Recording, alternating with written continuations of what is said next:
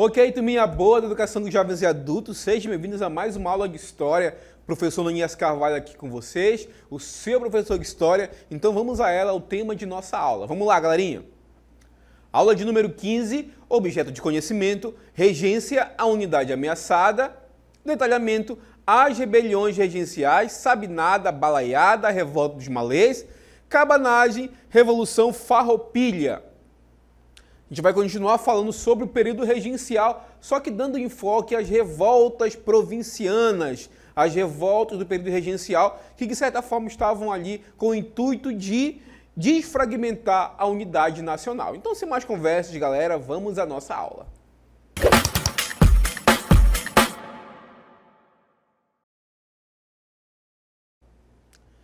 Estamos aqui então com o mapa do Brasil, ou melhor, do mapa do Brasil imperial, do primeiro reinado. E vocês veem que existem algumas diferenças entre o mapa do Brasil atual com o mapa do Brasil primeiro reinado. Eu destaco para vocês aqui a inserção da província Cisplatina aqui embaixo, da região Cisplatina, que pertencia ao território brasileiro lá na época da emancipação política, mas posteriormente, pela Guerra Cisplatina, se tornou uma região autônoma que viria a ser o Uruguai. Gente, a principal dificuldade que o governo ele enfrentou no período entre o primeiro e o segundo reinado, no período regencial, é manter a unidade territorial. Vamos imaginar uma coisa, vamos pegar o mapa então do Brasil e vamos ver o quão ele é grande. Aliás, hoje o Brasil é um país grande, só que multicultural, à medida em que as regiões elas são bem divididas no que tange à cultura e até mesmo aos sotaques.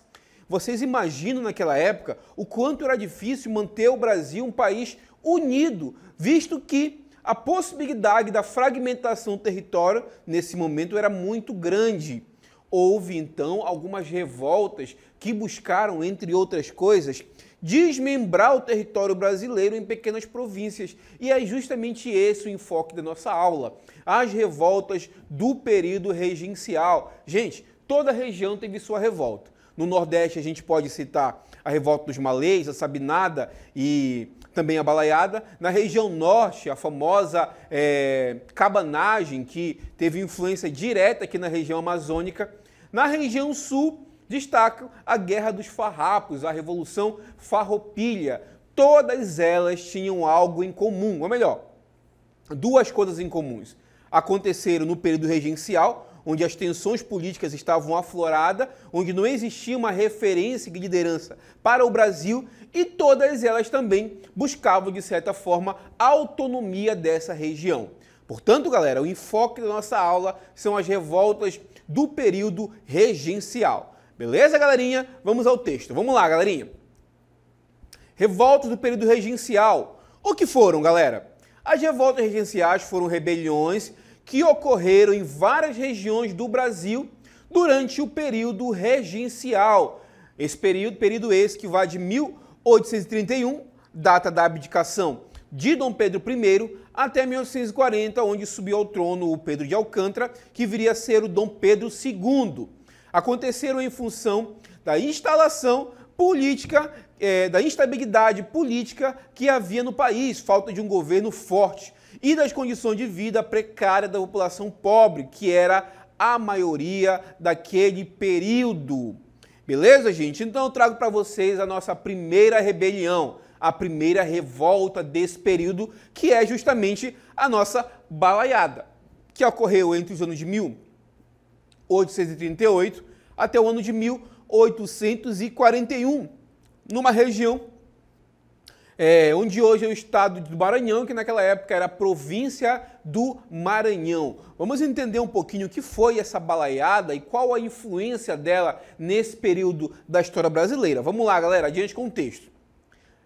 Os revoltosos eram pessoas pobres da região, artesãos, escravizados e fugitivos, ou seja, os quilombolas. O que eles queriam, professor? Quais foram as causas dessa rebelião? Vamos adiante, galera. Era a vida miserável dos pobres, grande parte da população, e a exploração dos grandes comerciantes e produtores rurais. Gente, vamos então ser transportados lá para aquela região, lá no primeiro reinado, entre o primeiro e o segundo reinado, onde a maioria da população passava necessidade. E é importante analisar que a mudança de poder, a emancipação política brasileira, a independência brasileira, ela ocorreu na parte de cima da sociedade, na parte mais abastada, nas elites. A grande parte da população, então, não tinha o direito de uma vida minimamente decente. E tudo isso, somado com alguns fatores internos, principalmente ali econômicos, acabou culminando nessas revoltas. Nessas, eu digo em especial, a balaiada. Vamos adiante com o texto, vamos entender um pouquinho sobre esse momento. Vamos lá. Os revoltosos tiveram como líder Raimundo Gomes e Francisco dos Anjos Ferreira, um vendedor de balaios, daí o nome da revolta balaiada. Prestem atenção, se eu perguntar para vocês qual é a origem desse termo, dessa revolta da balaiada, vocês vão lembrar, o professor foi lá no Maranhão e era liderada por Raimundo Gomes e Francisco dos Anjos Ferreira, que era um vendedor, que esse último era vendedor de balaio, daí o nome balaiada. Foram derrotados em meados de 1840 pelas tropas do governo. O líder, Cosme, foi enforcado em 1842, enquanto a anistia aos revoltosos esteve condicionada à reescravização dos negros rebeldes. Galera, como toda revolta do período regencial, a balaiada também teve ali o seu caráter, a sua repressão conforme meio de dar exemplos demais. Só que nesse momento, galera, existia uma grande instabilidade política no Brasil, e instabilidade essa que contribuiu ali para a ascensão de alguns movimentos que contestavam a autoridade do Dom Pedro II, ou melhor, do Dom Pedro I e também dos seus regentes. Só para lembrar, galera, a gente está falando do período regencial. Beleza, gente? Vamos adiante conhecer mais uma revolta, dessa vez a Sabinada. Fui transportado em nossa aula para a Bahia, lá do período regencial, do século XIX, para a gente entender esse movimento ali, que ficou conhecido como a Sabinada. Vamos adiante então, com ela aqui do meu lado, aparece para a gente contemplar esse momento histórico, esse período histórico de bastante efervescência, que foi justamente a Sabinada. Revolta essa que ocorreu entre os anos de 1837 a 1838. Vamos adiante com o texto. Vamos lá, gente. A Sabinada foi uma revolta feita por militares, integrantes de classe média, profissionais liberais e comerciantes rica da Bahia. Gente, era uma classe das elites. Naquela época, gente, a Bahia era uma província com bastante contestação e com uma distribuição de renda bastante problemática, por assim dizer.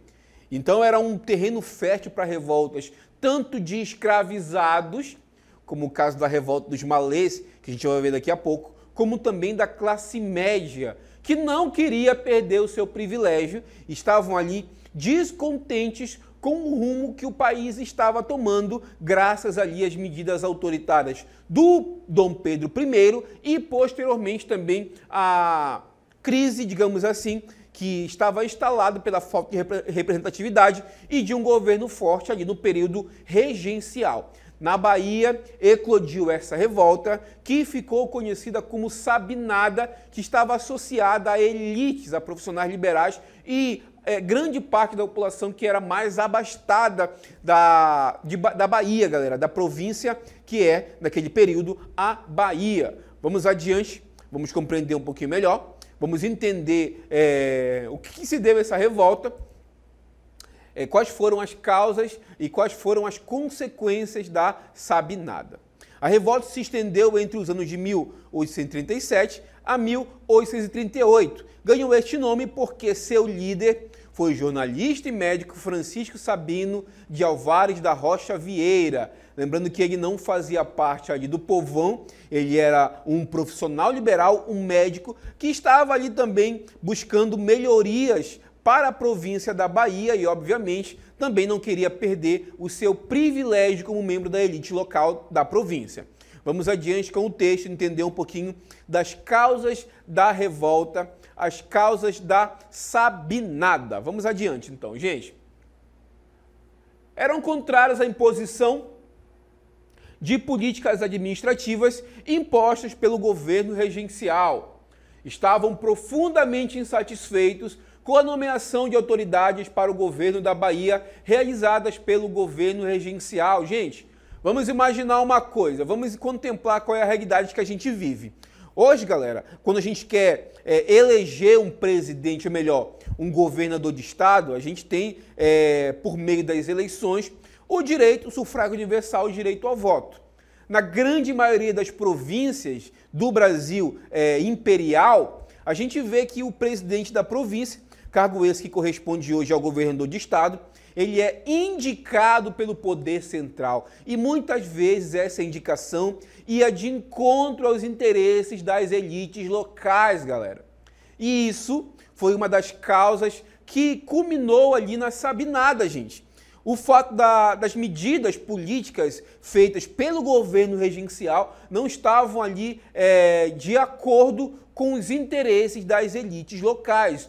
E isso acabou gerando um descontentamento dessas elites, que culminou ali com uma revolta que foi conhecida como a Sabinada. Vamos adiante com o texto, compreender ainda mais esse novo momento histórico. Vamos lá. Vamos ver qual foi o estopim, qual foi a causa, qual foi a gota d'água para essa revolta Sabinada. O estopim da revolta ocorreu quando o governo regencial decretou recrutamento militar obrigatório para o combate à Guerra dos Farrapos, a Farroupilha, que é uma revolta que a gente vai conhecer mais tarde, tá, gente? Revolta essa que ocorria lá no sul do país. O estopim foi isso, gente. À medida que o governo estava obrigando o alistamento militar para que tivesse ali um excedente de soldados capazes de lutar pela causa do governo no sul do país, na Guerra dos Farrapos, isso foi um estopim para estourar a revolta, que foi justamente a Sabinada. Vamos então olhar um pouquinho o próximo texto, que vai nos falar um pouquinho dos objetivos dessa revolta. Quais eram os objetivos, professor? Os revoltosos queriam mais autonomia política e defendiam a instituição do federalismo republicano, sistema que daria mais autonomia política administrativa às províncias. Quais eram os objetivos, professor? Quais eram as principais reivindicações dos revoltosos? Galera, eles queriam, sobretudo, autonomia política. Lembrando que, gente, naquela época, a capital do Império era o Rio de Janeiro, que ficava no centro-oeste. Não ficava ali numa região central, como é hoje Brasília, capital da República. Ficava numa região que deixava as outras regiões isoladas. Gente, era a principal dificuldade do governo regencial manter a unidade territorial. Prestem atenção. Se eu perguntar para você na avaliação, quais as principais dificuldades enfrentadas pelo governo regencial, vocês vão lembrar, professor. O professor falou que o país era um país de dimensões continentais, super regionalizado, onde cada região tem sua cultura diferente. A cultura do norte, por exemplo, é diferente da cultura do nordeste, que por sua vez é diferente da cultura do centro-oeste, do sul e sudeste. É um país de dimensões continentais, galera, onde muitas vezes essas regiões elas têm diferenças dramáticas uma das outras. Manter a unidade territorial de um país como esse é sempre muito difícil, galera. E foi justamente uma dessas reivindicações que os sabinos, que pertenciam à revolta da Sabinada, eles estavam reivindicando maior autonomia da sua província. Só que, como você deve imaginar, o poder central meio que não deu muita importância para as reivindicações deles e acabou sufocando a revolta, utilizando a força armada. Então, os líderes da Sabinada, como vocês devem imaginar. Eles foram presos, executados, esquartejados para que servissem de exemplo, assim como em outras revoltas, para a população não se revoltar novamente. Beleza, gente? Vamos então continuar na Bahia, só que dessa vez para uma outra revolta envolvendo não a elite baiana, mas sim os escravizados, que é a revolta dos malês. Ok, gente? Revolta dos malês. Inúmeras revoltas aconteceram na Bahia no século XIX, mas a história da resistência e das revoltas escravizadas ficou marcada pela revolta dos malês, que aconteceu em Salvador em 1835. Vamos entender essa revolta, a revolta dos malês, que é uma revolta, antes de tudo, de caráter religioso, visto que os escravizados ali, parte dos escravizados da Bahia, eles professavam a religião muçulmana, graças à colonização africana, muçulmana na África, lá nos séculos, na era da antiguidade, na expansão do islamismo. Galera, grande parte dos escravizados, eles eram de origem nagô, e essa origem, ele tinha ali como o islamismo a sua religião oficial, e o objetivo deles era justamente proclamar uma república na Bahia, e essa república seria de caráter muçulmano. Vamos então aqui ao ambiente que nos remete à Bahia, lá do século XIX, e alguns escravizados ao fundo professando a sua religião muçulmana. Galera, a má condição de vida, gente, a exploração do trabalho escravizado e também fatos históricos como a rebelião, a revolução haitiana, onde os escravizados conseguiram tomar o poder para si e estabelecer um governo governado por escravizados e ex-escravizados libertos. Essa revolta deu um exemplo para que os escravizados aqui da Bahia pudessem se rebelar no que a gente conhece como revolta dos malês.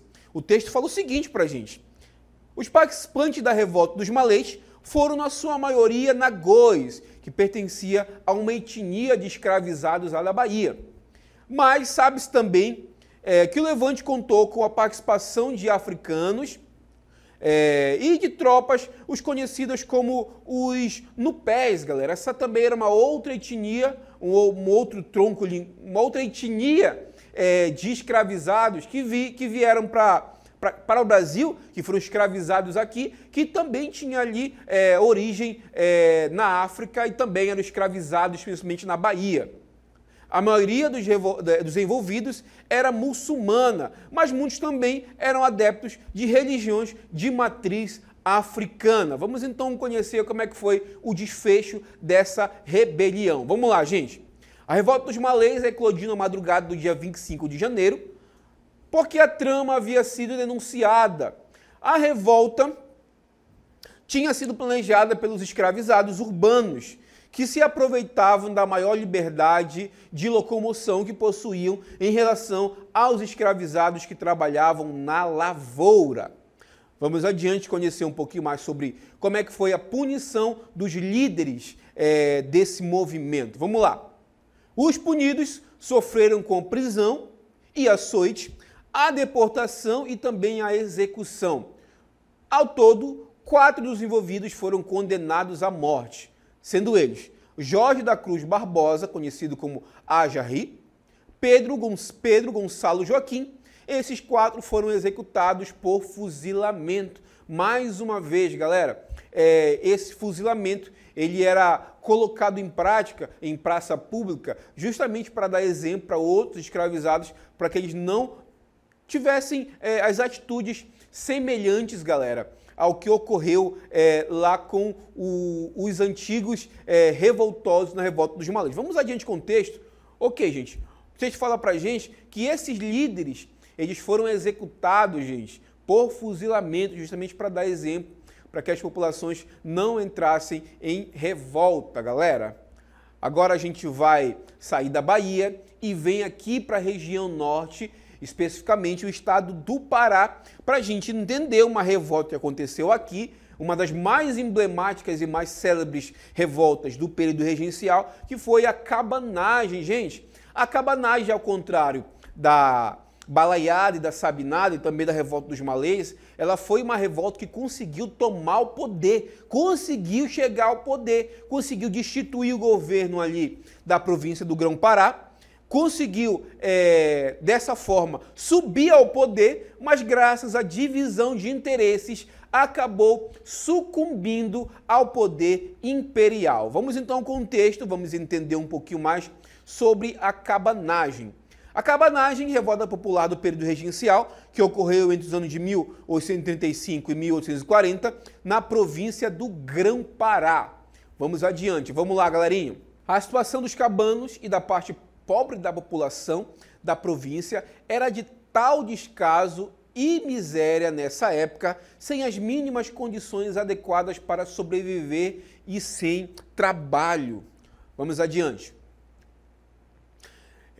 Os revoltados com tal abandono pelo governo, eles se uniram aos fazendeiros e comerciantes. Isso aqui é interessante a gente frisar, que na revolta dos cabanos, professor, a gente tinha aqui tanto a população mais pobre, entre eles os escravizados e ex-escravizados, como os fazendeiros que faziam parte ali da elite paraense, da elite da província, galera. E isso é interessante para a gente entender por que, de fato, essa revolta não deu certo, gente. Porque em determinado momento, interesses da elite com o interesse da população mais pobre, eles foram conflitantes. E esse conflito se deu porque grande parte da população mais pobre, dos líderes que estavam ali entre os mais pobres, eles estavam lutando por melhoria de sua qualidade de vida. E isso afetava diretamente o privilégio das elites. Vamos pensar uma coisa, gente. Quem é privilegiado não quer perder o seu privilégio. Mais uma vez, gente, é assim na história e é assim na vida real, galera. Na nossa vida do dia a dia. Quem é privilegiado faz de tudo para não perder o seu privilégio. Como ali os líderes da revolta dos cabanos estavam se propondo a dar uma certa melhoria na qualidade de vida, principalmente ali para os escravizados que estavam lutando contra o poder central, isso ia de encontro aos interesses diretos da elite da população mais abastada. Isso contribuiu para o fragmento de forças ali que sustentavam a cabanagem e que, de certa forma, contribuiu para o seu fracasso. Então, quando a gente fala sobre a cabanagem, é interessante frisar que eles conseguiram tomar o poder, eles conseguiram ascender o poder e expulsar o governo que tinha sido instituído pelo governo imperial ali da província do Grão-Pará. Só que, na hora de se estabelecerem, um conflito de interesses entre a elite e a população mais pobre, quando estavam lutando ambos para derrubar o poder central, eles estavam unidos em um interesse só. Mas quando os interesses ficavam conflitando, obviamente, a elite não queria perder o seu privilégio e isso acabou fazendo com que essa revolta, a cabanagem, sucumbisse. Beleza, gente? Não deu certo. Voltando com o texto. Vamos lá, gente. Exatamente isso que o presidente da província ele não satisfazia o interesse da elite, eles se juntaram com a classe mais pobre, menos abastada, só que quando os interesses foram conflitantes, eles acabaram quebrando essa união que contribuiu para o enfraquecimento do movimento e também ali houve o desfecho dessa revolta. Beleza, gente? Então agora a gente vai conhecer outra revolução, outra rebelião, que não é a cabanagem, que aconteceu no norte do país, é sim a revolta farroupilha ou Guerra dos Farrapos. Vamos entender um pouquinho mais sobre essa revolta, onde aconteceu, quais eram as causas e qual foi o desfecho. Vamos então entender o período da história em que a farroupilha aconteceu, 1835 a 1845. Ela foi a mais longeva dessas rebeliões.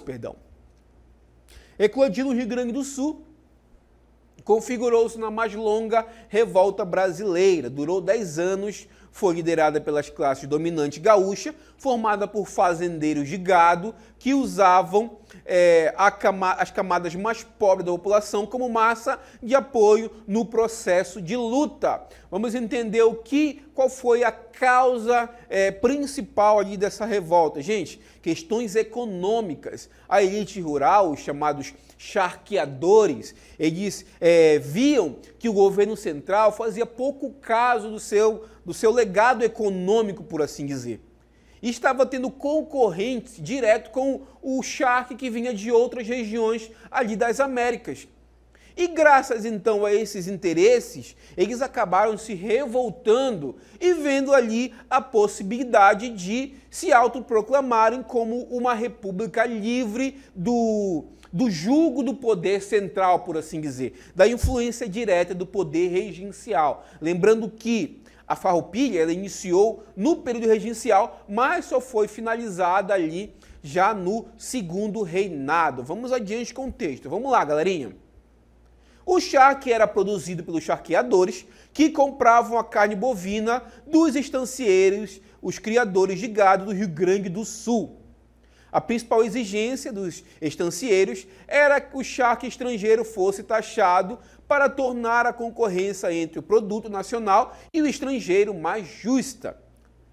Houve também uma insatisfação com a criação da Guarda Nacional, os chamados coronéis, que a gente vai entender nas próximas aulas. Vamos adiante, vamos lá, galera. A insatisfação com a negativa do governo de assumir o prejuízo causado por uma praga de carrapatos que atacou o gado na região em 1834, e também houve uma insatisfação com a centralização do governo e a falta de autonomia na província. Galera, eclodiu essa revolta, que durante muito tempo ali acabou saindo vitoriosa em algumas batalhas, inclusive a fundação da própria República Rio-Grandense e também a República que viria a ser subsequente ali no território onde é hoje o estado de Santa Catarina, ocupou toda aquela região, só que, como vocês devem imaginar, acabou sendo sufocada pelo governo central e foi obrigado, então, a assumir uma rendição com alguns tópicos que eram bastante favoráveis aos estanciadores, mas não favoráveis à parcela mais pobre da população, entre eles os escravizados, que lutaram na Guerra dos Farrapos, mas não tiveram o devido reconhecimento, como vocês devem imaginar, galera. Os escravizados, os negros, mesmo que libertos, não tinham nenhum tipo de benefício do governo central. Vamos adiante com o texto. Vamos lá, galera.